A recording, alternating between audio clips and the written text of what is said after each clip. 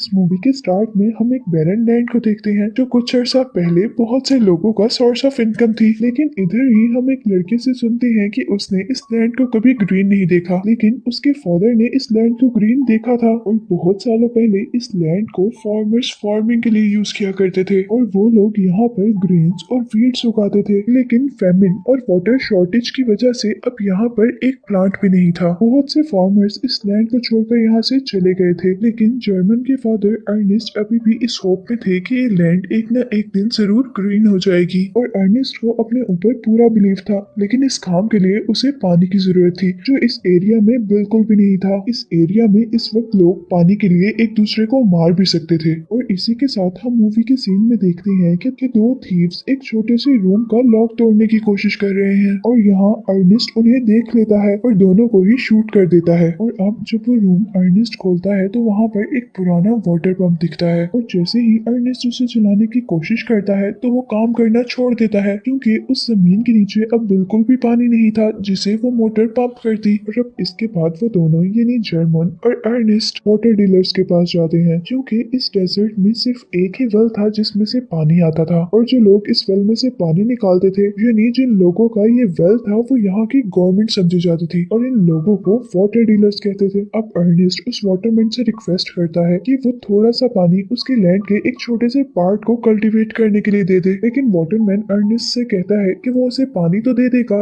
लेकिन उसके लिए उसे बहुत सारे पैसे देने पड़ेंगे। लेकिन इतने पैसे अर्नेस्ट के पास नहीं थे। इसके बाद अर्नेस्ट और जर्मन घर के लिए निकलते हैं जहाँ रास्ते में उनकी एनिमल की टांग टूट जाती है और अर्नेस्ट अपने एनिमल को रास्ते में ही मार देता है। और घर आने पर अब हम जर्मन की सिस्टर को भी देखते हैं जो उन्हें फूड सर्व करती है और इसके बाद हम देखते हैं कि वो मर्द से डिशेस वॉश कर रही थी क्योंकि उनके पास पीने तक के लिए वाटर नहीं था। नेक्स्ट डे हम देखते हैं कि अर्नेस्ट और जर्मन दोनों एक रोबोट शॉप पर जाते हैं कुछ ऐसा लेने के लिए जो उनके एनिमल की रिप्लेसमेंट हो यानी जो वेट कैरी करने में उनके काम आ सके। और यहाँ पर उन्हें एक सिम नाम का रोबोट नजर आता है, लेकिन यहाँ उस रोबोट को लेने के लिए काफी सारे लोग थे पर अर्नेस्ट ये ऑक्शन जीत जाता है और अब वो रोबोट खरीद लेता है। लेकिन यहाँ पर फ्लैम नाम का एक आदमी भी वो रोबोट खरीदना चाहता था। के बाद हम देखते हैं कि वो दोनों बाप बेटा यानी जर्मन और अर्नेस्ट एक हॉस्पिटल में जाते हैं जहाँ जर्मन की मॉम एडमिट थी। जर्मन की मॉम को चलने के लिए एक खास फ्रेम की जरूरत थी जो कि बहुत महंगा था और वो लोग उसे अफोर्ड नहीं कर सकते थे, इसीलिए वो हॉस्पिटल में एडमिट थी। जर्मन अपनी मॉम के साथ कुछ टाइम स्पेंड करता है और अब इसके बाद वो दोनों घर चले जाते हैं। अर्नेस्ट और जर्मन घर जाते हुए एक गैस स्टेशन पर रुकते हैं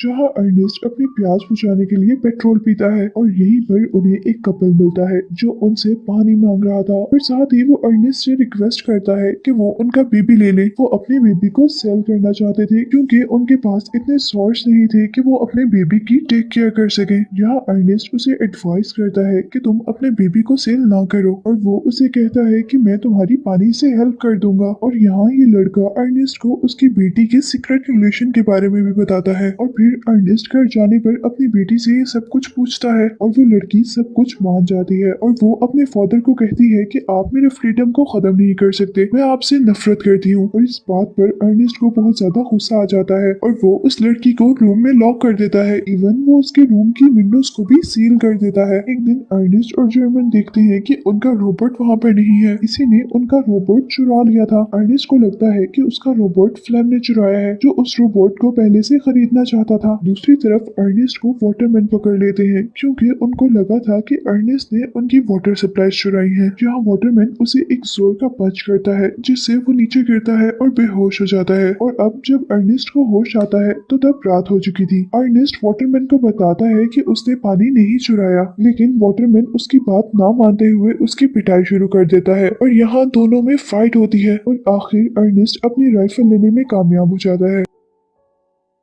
अर्नेस्ट वाटरमैन पर राइफल पॉइंट करता है और वहां से भागने में कामयाब हो जाता है। और अब घर जाते हुए अर्नेस्ट को फ्लैम नजर आता है जो रोड पर सो रहा था और उसके पास अर्नेस्ट का रोबोट भी था और इससे अर्नेस्ट को यकीन हो गया था कि उसी ने इस रोबोट को चुराया है और वाटरमैन की सप्लाईज को भी। अब अर्नेस्ट फ्लैम को होस्टेज बनाकर वाटरमैन के पास लेके जाता है ताकि वो अपनी इनोसेंस प्रूव कर सके। अब रास्ते में अर्नेस्ट और फ्लैम को प्यास लग जाती है। फ्लैम उसे आइडिया देता है कि हम इस सप्लाई से वाटर यूज कर सकते हैं वो दोनों बैठकर पानी पीते हैं और यहाँ फ्लेम उसे कहता है कि तुम मुझे छोड़ दो और जितने हमें पैसे मिलेंगे हम दोनों आपस में आधे आधे बांट लेंगे। लेकिन अर्नेस्ट उसकी बात नहीं मानता और वो आगे बढ़ता रहता है। लेकिन थोड़ी ही दूर जाने पर अब अर्नेस्ट की एनर्जी बहुत ज्यादा डाउन हो गई थी। इवन वो चल भी नहीं पा रहा था और ये सब नोटिस करते हुए फ्लेम अर्नेस्ट को एक स्टोन से मारता है और अर्नेस्ट के हेड से ब्लीडिंग स्टार्ट हो जाती है और वो मर जाता है। यहाँ फ्लेम अब अर्नेस्ट की डॉटर के पास उसे मिलने के लिए आता है। वो लोग एक दूसरे से मिलते हैं और वहाँ से चले जाते हैं। इधर जर्मन अब अपने डैड के पूरा दिन घर ना आने पर बहुत ज्यादा परेशान था और वो उन्हें ढूंढने के लिए जाता है। जहाँ रास्ते में उसे वो रोबोट मिलता है और थोड़ा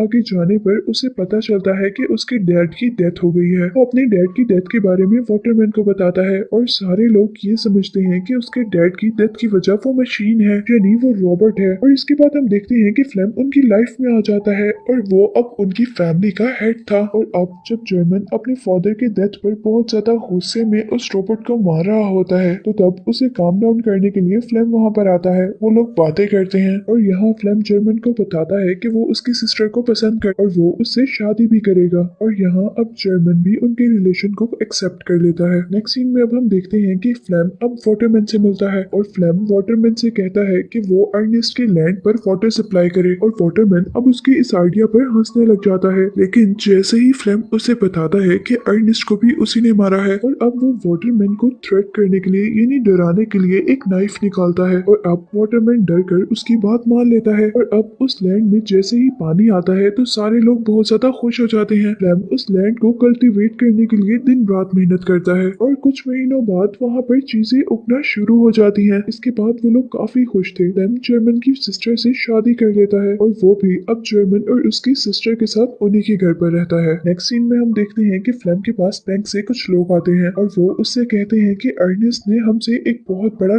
कर्जा लिया था और क्योंकि अब उसने वापस नहीं किया इसलिए ये लैंड अब उनकी हो सकती है। लेकिन इस लैंड को कल्टीवेट करने के लिए फ्लेम ने बहुत मेहनत की थी और वो इतनी आसानी से ये लैंड किसी को नहीं दे सकता था। लेकिन वो पैसे भी फ्लेम के लिए बहुत ज्यादा थे जो अर्नेस्ट ने बैंक को देने थे और अब उसे उन पैसों का इंतजाम करना था। फ्लेम अब अपने फ्रेंड के पास जाता है जो कि वही लड़का है जो हमें मूवी के स्टार्ट में मिला था, जो पहले अपने बेबी को सेल करना चाहता था। क्योंकि फ्लेम जानता था कि वो अपने बेबी को सेल करने वाला है इसलिए फ्लेम उसे अपने साथ अपने घर लेकर आता है ये देखने के लिए कि उसके बेबी की कितनी कीमत हो सकती है।